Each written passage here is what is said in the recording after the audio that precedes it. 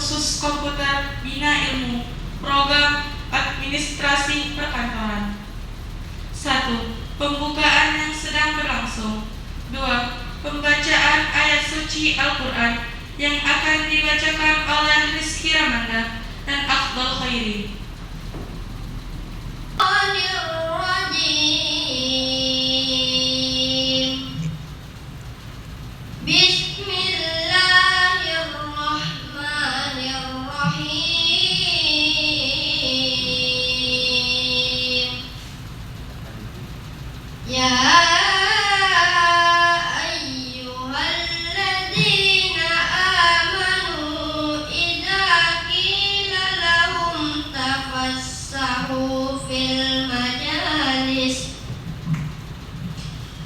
Fafsahu yafsahillahu lakum wa idza qila anshuzu fanshuzu yarfa'illahu alladhina amanu minkum walladhina utul ilma darajat. Wallahu bima ta'maluna khabir.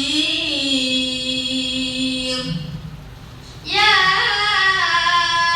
ayyuhalladzina amanu idza najaitumur rasul faqaddimu baina yaday najwakum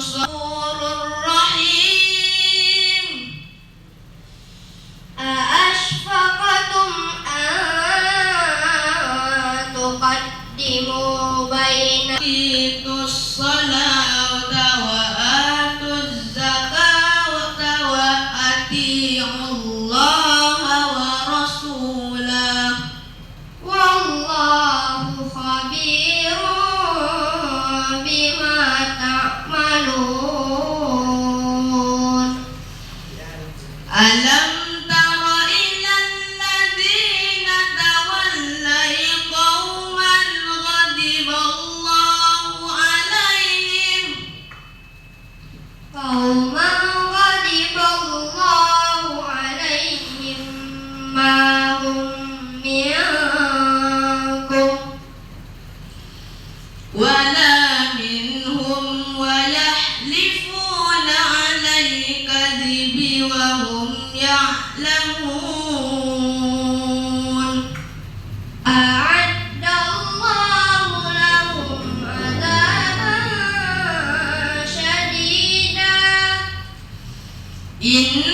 innahum sa'a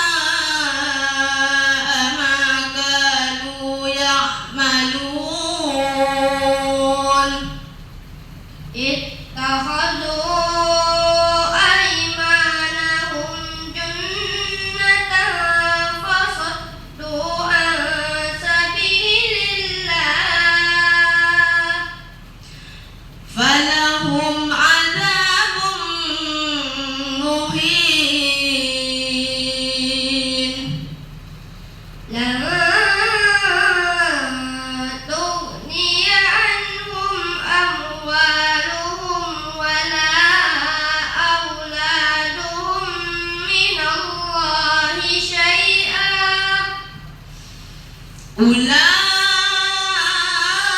ulaika ashabun nar hum fiha khalidun.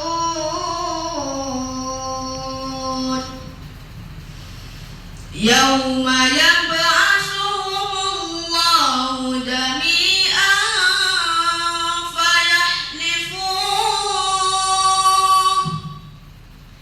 fayahlifuna lahu kama yahlifuna lakum wa yahsabuna annahum ala syai'an ala innahum humul kadhibun.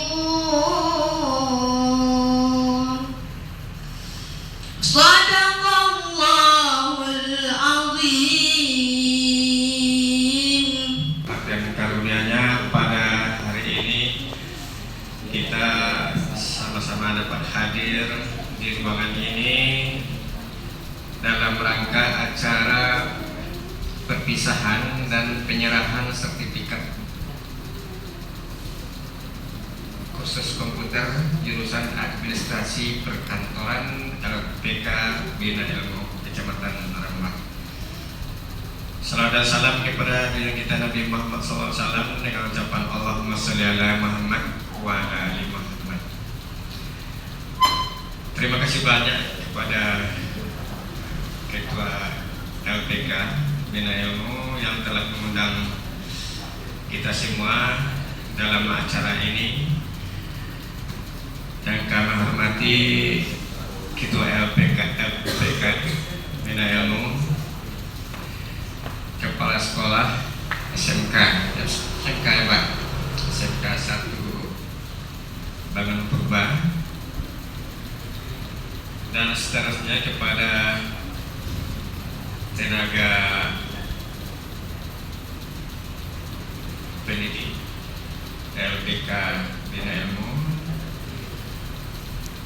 dan yang kami hormati dan kami sayangi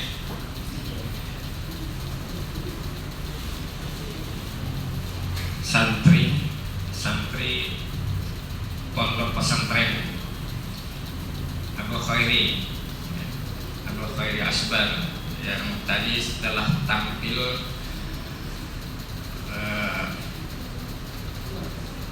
membacakan ayat Quran yang insya Allah sangat menyenangkan hati kita semua. Yang kecil itu Abdul Khairi itu baru kelas 5 SD, sudah hafal 7 juz. Yang kedua kelas 1 SMP sudah 2 juz, alhamdulillah. Dan yang saya hormati yang terkhusus bagi peserta khusus yang pada hari ini akan diberikan sertifikat yang ada di ujung batu. Coba Bapak ke ujung batu untuk belajar mengetik khusus komputer. Ujung batu 35 kilo pakai Honda, ya kan? Bolak-balik Pasar Pengarayan, ujung batu. Alhamdulillah waktu S2 bisa mengetik, bikin video dan foto juga. Videonya berapa menit? Itu sendiri mengetik. Setiap orang ambil 5 menit. Itu harus disiplin waktu, ya kan? Kalau masuk jam 7.30 sebelum 7.30 dari sana. Itu saya pertama. Nah, saya kedua jujur, karena jujur ini kata pepatah orang tua kita, jujur adalah modal utama. Cuma sebentar aja di situ, karena masih ada orang jujur yang lain akan menggantikan kita. Nanti disampaikan ke kelompok B, dan begitu juga sebaliknya. Nanti kamu akan aman, non blok istilahnya, tidak blok A, tidak blok B. Itu prinsip di kantor seperti itu. Kemudian saya bilang di kantor itu tidak boleh menolak pekerjaan. Ini Pak, ya kan? Saya bilang tidak boleh menolak pekerjaan. Begitu juga ini adik-adik ini, kalau di sekolah jangan menolak pekerjaan apabila disuruh gurunya atau disuruh kepala sekolah, jangan menolak. Kalau di kantor begitu, tidak boleh menolak pekerjaan. Namanya kan habis, tolong kerjakan ini, langsung oke. Semuanya harus oke. Pak, dia tanya, Pak, bagaimana Pak kalau kita tidak bisa mengerjakan? Nah, kan gitu. Kita disuruh mengerjakan ini, kita tak tahu. Saya bilang, tanya kepada orang yang menyuruh. Kita kan tukang kerja cuma. Jangan ditolak mentah-mentah karena kita tidak tahu, ya kan? Kita tolak, itu salah itu di kantor. Ya. Bapak gitu waktu di kantor jadi kabit itu ya. Orang yang suka kerja itu yang sering dibawa. sering dibawa, nanti kan ada uang jalannya sedikit, dapat itu, ya kan? Nah, misalnya pergi ke tembus setara, yang rajin tadi dibawa, ya kan? Ada perolehan nanti kasih dapat 100, dapat 50 kan tambahan gitu. Saya bilang sama anak saya, jangan menolak pekerjaan kalau di kantor. Kalau nggak bisa tanya kepada orang yang menyuruh. Ini prinsip. Kemudian satu lagi prinsip, makin banyak kerja makin banyak tahu, ya kan? Ingat ini, makin banyak kita kerja di kantor atau di sekolah, makin banyak kita tahu. Sebaliknya begitu, makin sedikit kerja makin sedikit tahu. Padahal sekarang kan kita harus banyak tahu. Jadi Pak, singkat cerita, dia digaji 1.500.000 di kantor sama dia. Bulan kedua dapat 1.500.000, bulan ketiga 1.500.000, bulan ketiga naik 3 juta. Coba bayangkan, karena dia tidak menolak pekerjaan. Padahal kawan-kawan yang sama masuk masih 1.500.000. Nah, ini pengalamannya, ya kan? Kawan yang sama masuk itu ada tampaknya 3 orang gitu. Sampai sekarang masih 1.500.000. Dia sudah sampai 3 juta, kadang-kadang lebih katanya. Kenapa lebih? Karena dia lembur. Nah ini ya kan, kadang pulang jam 7 malam sampai di rumah. Lembur, karena banyak pekerjaan di kantor. Lembur itu dapat uang gitu. Kadang-kadang ada acara camat, ya kan? Acara camat, ayo kita ke kelurahan sana. Pergi, jangan menolak Pak, sakit kaki aja gitu. Atau ada urusan lain, berangkat. Kadang dikasih 100, kadang kasih 200, kan tambahan gitu. Kadang-kadang 50, kadang-kadang tidak ada. Nah, itu tip, ya. Tip pengalaman Bapak di kantor seperti itu. Jadi diharapkan kamu tip itu cobalah nanti dipakai, ya kan? Dipakai itu. Karena di kantor itu pastilah tugas kita paling tidak mengetik. Alhamdulillah kamu sudah bisa mengetik, ya kan nih? Ya, alhamdulillah, ya kan? Mudah-mudahan di yang akan datang di bawah pimpinan Bapak Kepala ini kan tetap berlanjut dengan harapan setiap anak yang tamat SMK di SMK 1 ya Pak, ada salah satu bangun purba bisa mengetik, bisa mengetik.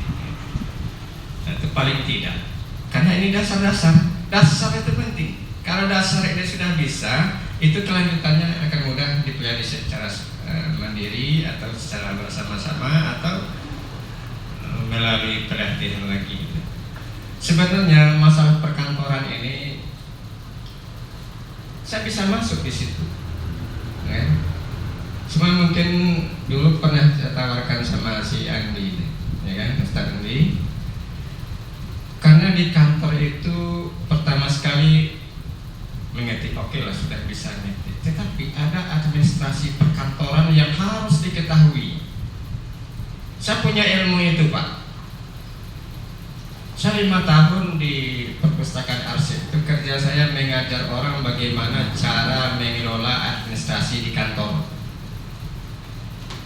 Tugas saya sebagai instruktur di kecamatan sampai ke Bangun Purba waktu itu, ya kan? Dilaksanakan di kantor camat Bangun Purba. Setiap desa diundang sekdesnya, ya kan? Diundang sekdesnya dan saya sampaikan. Alhamdulillah, Allahumma salli wa sallim ala nabiyyina Muhammad wa ala ali Muhammad.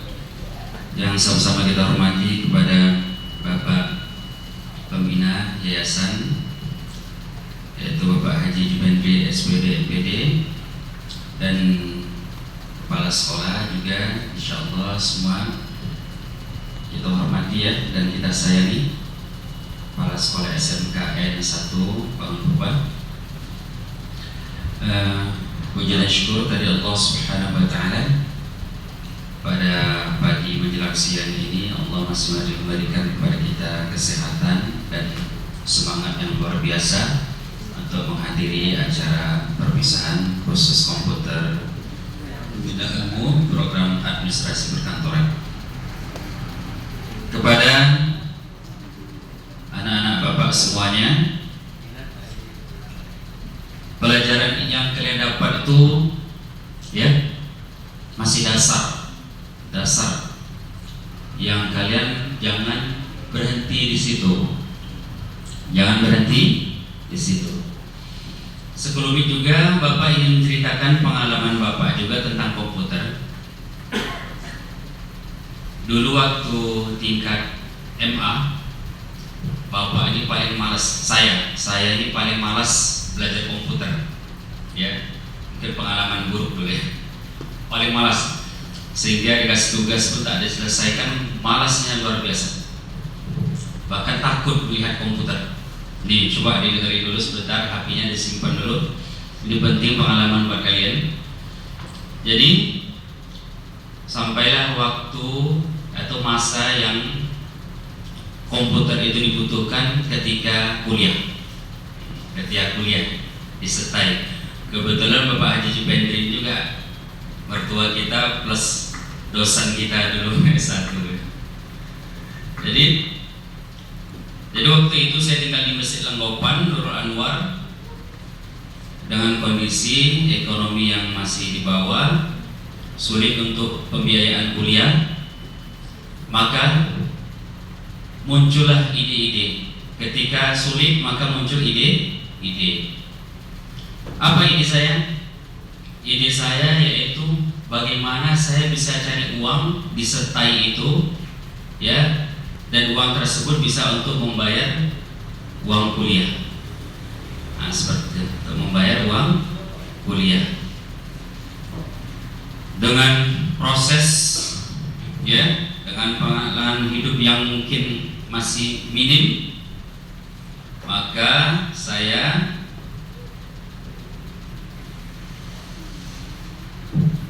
berinisiatif yaitu membuat gantungan kunci, ya, dengarkan, gantungan kunci. Saya foto itu emak-emak itu, saya foto bapak-bapak yang ada di setai itu. Setelah saya foto,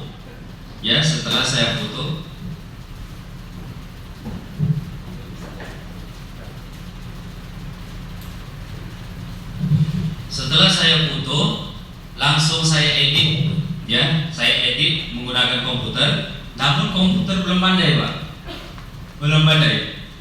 tapi saya sudah menghayalkan tuh gimana cara saya buat foto mak-mak ini. Udah itu saya edit fotonya, saya buat gantungan kunci, di print, dilaminating, buat gantungan kunci, saya jual dengan harga 15.000. Namun berhubung keilmuan tentang komputer belum ada, selanjutnya saya juga sudah berpikir gimana mak-mak ini pada umumnya mereka malas mengerjakan proposal, malas mengerjakan makalah,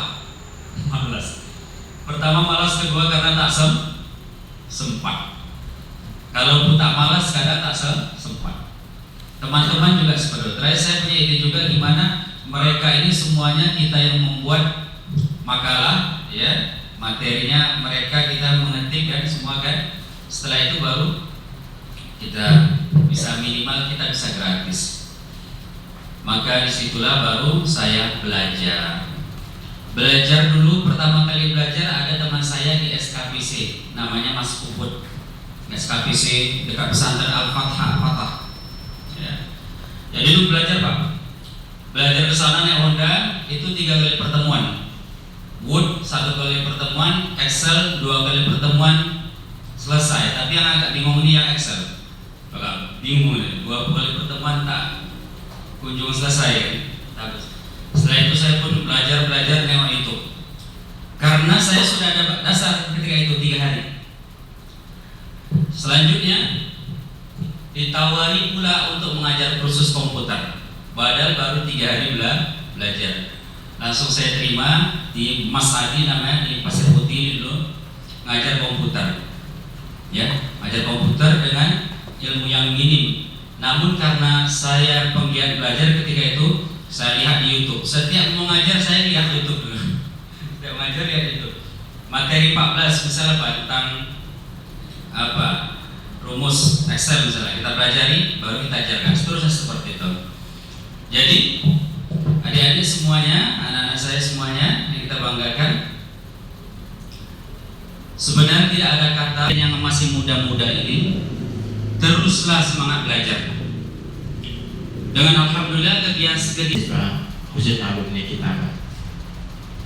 Jadi itulah sebenarnya dari awalnya, dan juga kita mulai berpikir sebenarnya apa yang kita berikan di sekolah itu menyambung dari kebutuhan dunia usaha industri itu. Ya khususnya karena kita juga untuk menyiapkan tenaga bekerja yang siap pakai sebenarnya, maka inilah salah satu yang mungkin terobosan yang kita buat, sehingga nanti harapan alumni kita, anak-anak kita ini bisa bergerak di dunia kerja atau dunia industri tentunya. Juga nih alhamdulillah nanti kami rasanya ini mempunyai suatu terobosan lah ini. Jadi kami pun anggap ini mungkin langkah awal dari kami untuk melangkah ke depannya, sehingga nanti ini pada waktu pelaksanaan prakerin yang untuk kelas 11 sekarang ini, insyaallah di semester 5 mereka akan kita kirimkan lagi ke Duri nanti selama 6 bulan. Dan kami dari pengalaman juga ada kami bertanya kepada yang mungkin dari pembimbing yang dari sekolah juga dari anak-anak kami. Saya tanya bagaimana kira-kira ilmunya, ada tidak dapat? Dia dapatkan. Ya berarti suatu kesyukuran doa kita. Ya sekali kami terima kasih kepada PLPK bina ilmu yang telah memberikan ilmu kepada anak-anak kami. Aku juga ini kepada siswa-siswi kami yang sudah berakhir pelaksanaan kursusnya.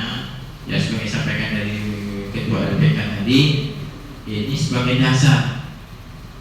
Dan biasanya kalau sudah dasarnya ada, berarti untuk melangkah berikutnya itu akan mudah.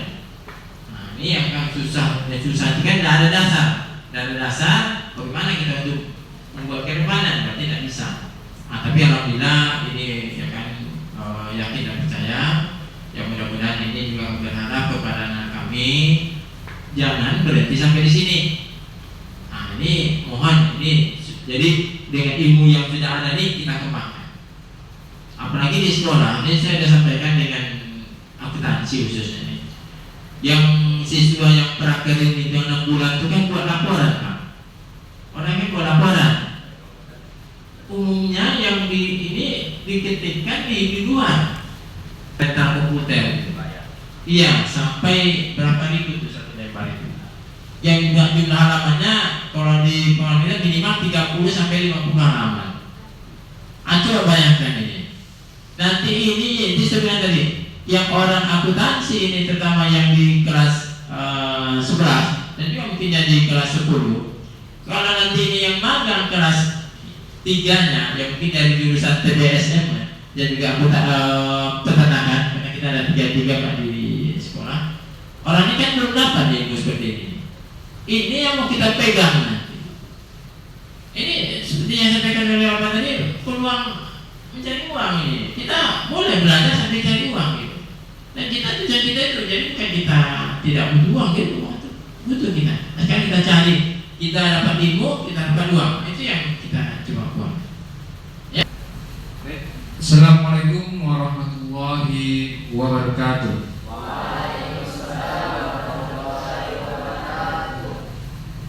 Alhamdulillahirrahmanirrahim. Allahumma sholli ala Muhammad wa ala ali Muhammad. Ya, sebenarnya saya mendadak nih ngomong di sini. Tiba-tiba tadi pagi disuruh ya memberikan motivasi. Tapi ya begitulah kata Pak Jupen tadi, dalam dunia kerja itu harus siap. Harus siap. Nah, cerita tadi yang ngobrol tadi yang memberikan sambutan tadi ya cerita pengalaman tentang komputer ya. Mungkin saya sedikit berbeda dari pengalaman cerita bapak-bapak itu tadi. Kalau saya belajar komputer itu nggak pernah kursus, nggak pernah gimana ya, kita ke sekolah gitu belajar komputer. Saya belajar komputer memang yang mungkin adalah berupa keuntungan ya. Kelas 4 SD itu saya sudah melihat orang yang mengoperasikan komputer mulai dari kelas 4 SD. Hanya dengan melihat saja, pokoknya dia kerja operasi komputer, saya lihat. Kadang sejam, 2 jam sehari, itu tiap hari. Saya penasaran kan dengan hal yang baru. Kelas 4 SD waktu itu. Kelas 4 SD itu mungkin tahun 2001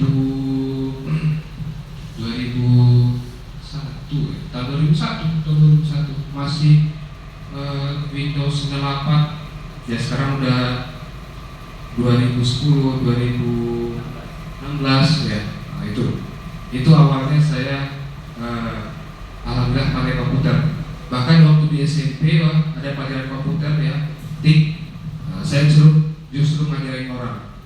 Kelas 6 SD itu ya sudah ngerjain skripsi orang, ngetik ya, mungkin nggak semuanya sih.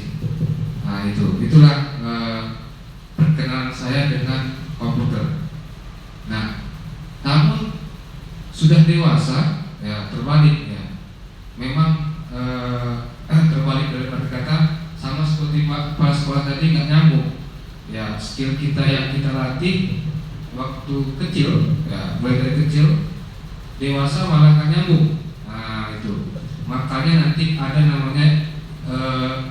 namanya merancang masa depan, itu lagi perlu ya. Itu yang diterobos sekolah tadi. Ibaratnya kita mau pergi ke Sibuhuan. Nah, Sibuhuan itu lewat mana? Lewat pasir ya, kumuh, kemudian dalu-dalu sampai. Jadi dia nggak lewat ujung batu. Nah itu. Jadi ada namanya ketika kita ingin, cita-citanya ini nih, ada jalan. Ya, jalannya itu kemana? Langkah pertamanya itu apa? Ternyata itu ada ilmunya. Nah gitu. Jadi kalau cerita kelas 1 SD saya cita-citanya jadi presiden. Kelas 1 SD. Ya. Dan semua teman-teman kelas 1 itu yang SD itu ya rata-rata jadi presiden, tentara, polisi. Yang saya heran, nggak ada satupun cita-cita jadi PNS. Kenapa ya? Tapi dalam dunia nyata sekarang banyak orang yang berebutan jadi PNS. Nah gitu. Ya begitulah namanya cita-cita. Apalagi waktu masih kecil, kita nggak peduli gimana caranya ya kita jadi presiden. Dan lucunya itu berubah. Nah, kelas 4 SD ya, kelas 4 SD waktu itu saya pindah Pekanbaru. Jadi Pekanbaru itu saya sekolah lagi marak-maraknya itu cerita tentang bola. Jadi udah cerita tentang MU. Di sini ada yang fans MU. Terus kalau Liga Italia dulu, Liga Spanyol nggak begitu terkenal sampai sekarang. Nah, Liga Spanyol Real Madrid, Barcelona dulu nggak terkenal. Dia terkenalnya Liga Spanyol itu ketika Ronaldinho masuk. Dulu yang kenal itu Liga Jerman, Inggris sama Italia. Nah itu. Jadi kalau tentang bola dulu, tapi sekarang setelah dewasa nggak lagi. Gitu. Jadi sempat SD, masa SD, ya pernah tersirat cita-cita jadi pemain bola. Nah gitu, pemain bola ya kan, main di luar negeri. Ya gajinya gede nggak pemain bola itu di luar negeri ya. Ya dulu. Nah, tapi besar lagi SMP, SMA berubah lagi cita-citanya. Nah, begitu SMA cita-citanya jadi pengusaha, entrepreneur. Dan alhamdulillah itu masih cita-cita sampai sekarang gitu. Jadi seorang pengusaha itu mungkin kenapa saya nyangkut di LPK Bina Ilmu ya, di LPK Bina Ilmu kan sebenarnya bukan kalau di tingkat-tingkat bukan jadi pengusaha namanya gitu ya. ternyata dari pengusaha itu harus pandai nyuruh orang juga. Ya, makanya saya di sini jadi instruktur. Instruktur itu kan artinya instruksi ya, dari kata instruksi ya. Gunanya nyuruh orang sebenarnya. Sama kita kemarin kita pelatihan kemarin. Ya, kita kan kerjaan saya pelatihan. Saya nyuruh nih latihan 1, latihan 2 dan seterusnya. Nah itu. Ternyata saya harus belajar menyuruh orang karena selama ini saya paling males sebenarnya nyuruh orang itu. Memerintah orang itu begini. Dulu saya punya prinsip kalau nyuruh orang itu merugikan saya. Belum tentu dia pandai lagi. Udah kita ajarin dulu, ya kan? Waktunya terbuang. Belum tentu dia lagi mood. Ya karena kan orang ada males-malesnya kan, lama lagi. Nah itu dulu. Makanya saya suka dulu kerjakan diri sendiri. Ternyata kalau jadi entrepreneur itu, ya nggak bisa kerja sendiri semua. Harus pandai nyuruh orang. Nah itu dia. Jadi itulah cita-cita cita-cita pengalaman ya dari sedikit masa depan. Nah itu melatih kesabaran. Ya, melatih kesabaran juga karena kalau orang entrepreneur nggak sabar ya hancur juga. Nah, jadi itulah sama Suri tadi. Jadi saya begitu tamat SMA itu, ya, saya tamat SMA bukan SMK. Jadi ceritanya memang ini pengalaman berharga ya buat teman-teman, buat anak-anak yang nanti masuk ke dunia kerja. Ada beberapa pengalaman yang saya kasih tahu supaya kalian nggak mengerjakan itu. Ya. Yang pertama, dulu waktu tamat SMA rencana saya kerja setahun, kemudian kuliah. Jadi sehingga betul-betul serius mau kuliah, ya, ditabunglah gaji saya full 100% sama yang ngasih saya kerjaan. Akhirnya yang terjadi apa? Begitu tahun ke depan uangnya nggak keluar. Jadi pengalaman pertama, jangan pernah titipkan gajinya sama yang ngasih kerjaan, ya siapapun dia. Karena yang ngasih saya kerjaan waktu itu orang dekat. Akhirnya dari situlah saya nggak kuliah. Nah itu tahap pertama. Waktu itu saya udah kuliah di tes di UIN, Unri gitu kan. Tapi lulus dari UIN Unilab, di Unilab waktu itu kan baru. Dan lulus pas mau daftar ulang uang keluar udah habis dah. Jadi satu, jangan pernah nitipkan gaji kalian. Ya, kecuali kalau memang mau diinfakkan terserah. Ya itu beda hal. Tapi kalau misalnya untuk nabung, ya nggak usah. Ya kalau mungkin ibunya mungkin pernah bilang lebih baik nitipkannya sama ibu. Lebih baik nitipkannya sama ibu. Walaupun nanti dipakainya untuk apapun, ya tapi lebih berkah ya, daripada nanti atau dititipkan sama orang gitu kan, sama orang yang ngasih kita kerjaan. Itu pengalaman pertama. Nah, habis itu nggak jadilah kuliah. Ya udahlah, akhirnya kerja. Kerja pertama saya ya itu jadi sales. Nah itu tahun 2010.